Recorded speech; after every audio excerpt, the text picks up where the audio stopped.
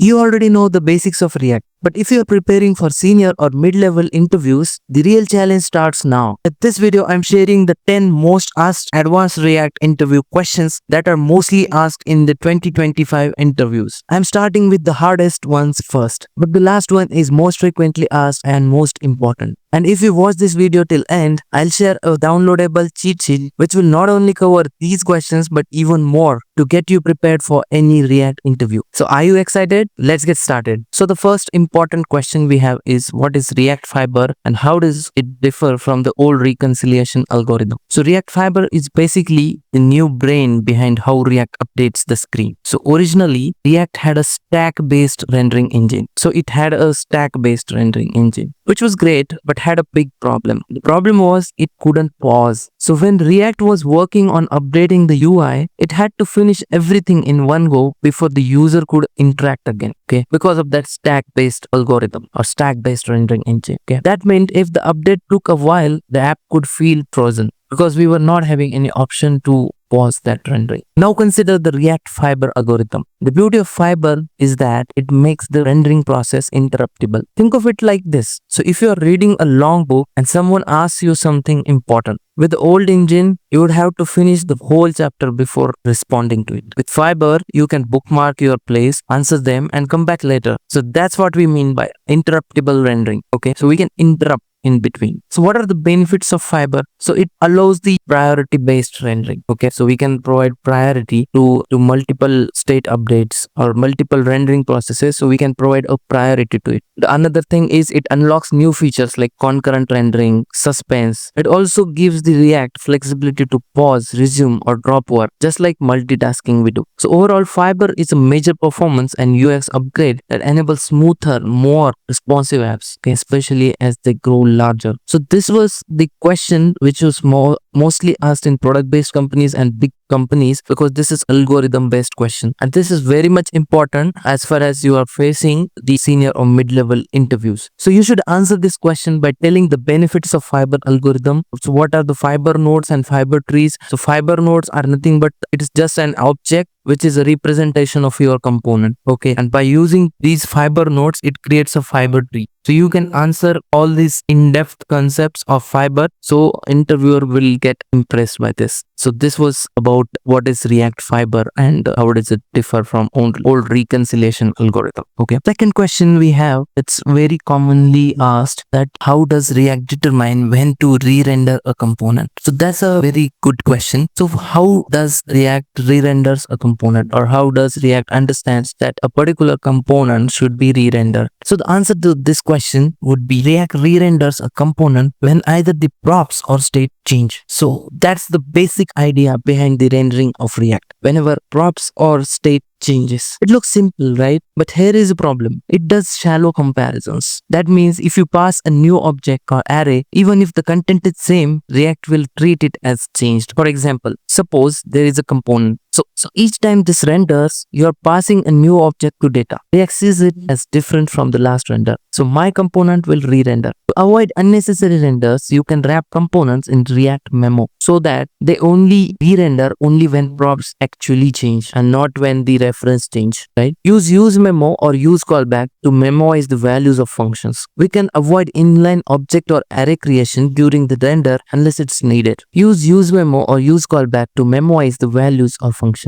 We should avoid inline object or array creation during render unless it's needed. One extra tip, even if the component didn't re-render, if its parent re-renders, by default it does too. So memoization becomes your best friend in large apps. So whenever you'll get this question in the interview, how the React re-renders a component, the simple answer would be whenever the props and state change with shallow comparison, the React re-renders the components. Third question in our list is, what are concurrent features in React and how do they help? This is game changer in React 18. Let's break it down. Concurrent features allow React to handle multiple things at once. So concurrency means multiple things running and in parallel. Earlier, React would lock itself into rendering something fully before it could do anything else. Okay, so it was not able to handle the concurrent features. So now it is possible in React. Okay, after React 18. That means if something heavy was rendering, your input typing or animations might lag. Okay, so suppose you are rendering some component, and because of that the input typing or even the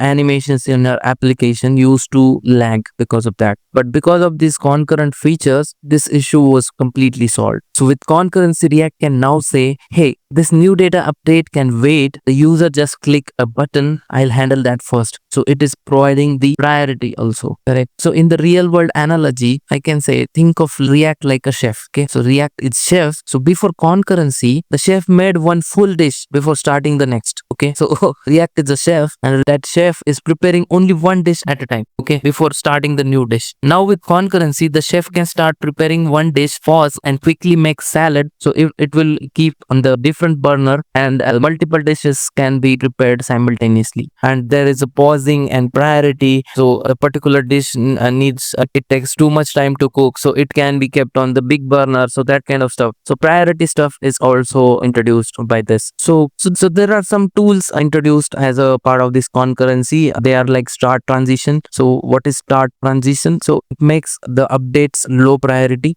So suppose you are typing in an input, so that is the main priority work, but based on that typing, if we are filtering a list, that can be deferred, or that can be low priority work about the filtering. So that can be made secondary work by using start transition. We have used deferred value hook. It is similar to the start transition, but it differs the values, right? So it delays these value updates. So, and also the React automatically batches the updates even inside the timeouts or async calls. So this means your app becomes snappier and smarter in how it handles the updates. So this was all about the concurrency features in React introduced in the new versions of React. The fourth question is explain React's batching behavior and what changed in React 18. So let's start with what batching means. So batching means React groups multiple state updates together to avoid unnecessary re-renders. So how this grouping happens? So in older versions like before React 18, batching worked only inside the React controlled events like onClick. Okay, so if in onClick handler you are doing multiple state updates, so React will not update the state one by one. It will batch all the state updates in that onClick handler and then will update it in one go. Okay, so this is called a batch of state updates. But now, so if you updated the state inside a set timeout or fetch or then before React 18, each update caused re-render. So suppose you are updating some set result, then set loading, set error. So it used to do it like set results causes a render. So it will render it again. It will the next state update is set loading. It will render it again. Next is set error. It will render it again. So it was not batching, right? So it caused unnecessary renders for that. But after React 18, each of this state update is batched. So all updates are batched automatically, right? So let's understand this example. So we have set timeout, right? In set timeout, we have set count and set flag. So there are two state updates. So earlier it used to happen like this. So for this, it used to render one time, and for this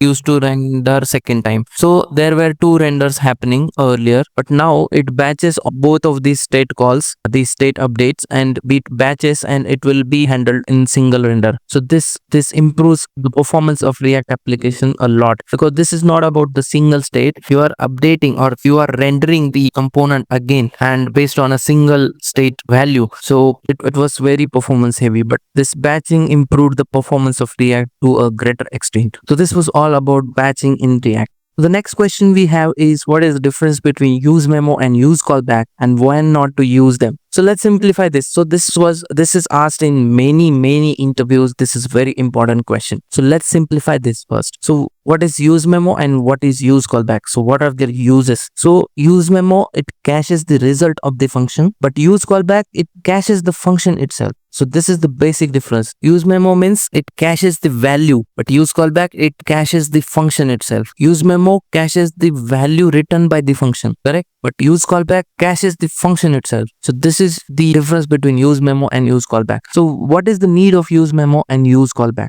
So the first need is, as you know, when parent state or whenever the child component's props change, component is re-render, correct? But sometimes the props don't change, but still the component re-renders because those props are like object props, okay? Because it creates new reference whenever the parent is re-rendered. Okay, so even though the object is not changed, child thinks that this prop it changed and it re-renders. So this is problematic. So in those cases, we can use useMemo and useCallback. So it's a classic example. Whenever you have to pass some function or object from parent to child, you need to make them memoized using useMemo and useCallback. So when to use them? So if you are doing heavy calculations like filtering large lists, you should use useMemo. If you are passing stable functions to React Memo child components, so we should use useCallback. So when should we not use it? So don't use them for everything. Why? So memoization has its own cost. So if we consider the useMemo or useCallback, they have some internal code as well and internal optimizations. So if we are using it wrong, it will add the performance overload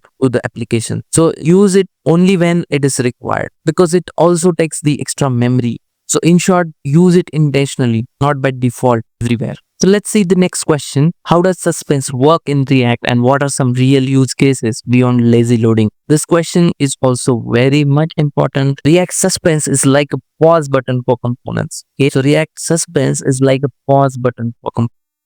How can we say that it's a pause button? So it allows you to delay the rendering part of UI until some condition is met, like a component is loaded or some data has been fetched. Okay, so the classic example is lazy loading. So here you can see we are importing the component dynamically, and the new component, we can call it lazy component or whatever we can call it, and we are wrapping the component using the suspense, and we are showing a fallback unless until this component is not completely loaded. Okay, so this is how the suspense can make this thing delayed, or it can handle when this component is loading, and it can show the fallback. So this is the classic example of suspense. So when lazy component is being loaded, it shows the fallback UI like a spinner or loader. So once it is ready, the real component shows up, but it's more powerful than that. Suspense is more powerful than that. So with tools like Relay or React Query, you can combine this suspense with data fetching. So letting React wait for data before showing the component. So other use cases of suspense are avoiding the layout shifts by showing fallback components, streaming server rendered pages, server side rendering in ReactJS. So there also we use the suspense mechanism, the coordinating the multiple loading state.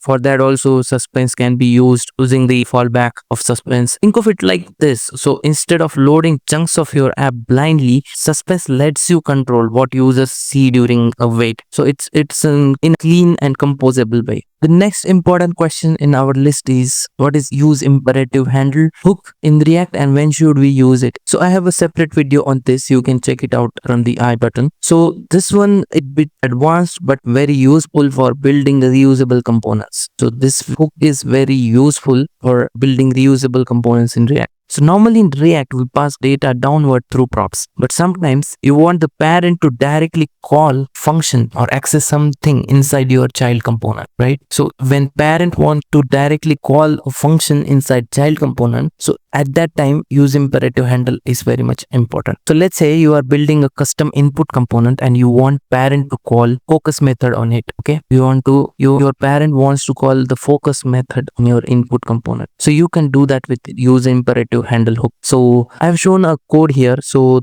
there is a custom input component and it is wrapped inside the forward ref. So we can make use of useRef here, and we can pass the ref that is coming from parent. Okay, because we have to call this method inside parent, so we need a reference in the parent about this ref. So we can get this ref from the forward ref and we can pass it to the useImperativeHandle, and we can modify it by adding this focus method. Okay, by adding this focus function, so that and this focus, the implementation of focus will be this child specific. So if you see here, we have taken one useRef that is called internal ref, and we are passing it to the input component, and whenever this focus method will be called from parent, this implementation will be run and it will focus the input. So this is the basic use case. We have a detailed video about useImperativeHandle that you can check it out for this question. So why this is useful? So it keeps your internal component logic encapsulated, okay, but it still gives the parent limited power to interact. This is the main important thing, that the parent can interact with child functions directly using useImperativeHandle. This was all about useImperativeHandle. The next question in our our interview questions list is how do you optimize large lists in React? So imagine you are rendering 10,000 items on the screen. Your browser will slow down or crash out of memory, correct? Because of that rendering of 10,000 items in your browser. Okay, so how can we solve this problem, or how can we solve this performance bottleneck in React? So that's where windowing or virtualization comes in. So what is virtualization in React? React only renders the item visible in the viewport a few ahead and few behind. Okay, so suppose you have a list of 10,000 plus items in the list, and you have to render all these items on the React page. So what we will do, so we have some limit to our browser window, right? So we'll only display 10 or 20, whatever that is fitting inside our browser window, and some 5 plus and 5 minus, you can say. We'll only render those items on the screen, and we'll not render the other list items other than these 20, 25. And when we scroll, the top one will be removed, and only the items which are in the viewport will be considered for rendering. So this is called the virtualization, because this is kind of a complex component. So what libraries we can use it in React? So React Window and React Virtualized are the most popular libraries for implementing virtualization in React. So one real world example I would like to give here. So Netflix doesn't load all thumbnails for 1,000 movies all at once. Okay, it only loads what you see right now. The same logic applies here. So this is a kind of virtualization of lists. The goal is to improve performance, reduce memory usage, and keep the UI buttery smooth. So that's the main goal of virtualization. The next question is, how does useRef differ from useState? So interesting, right? How does useRef differ from useState? So both are React hooks, but they serve different purposes.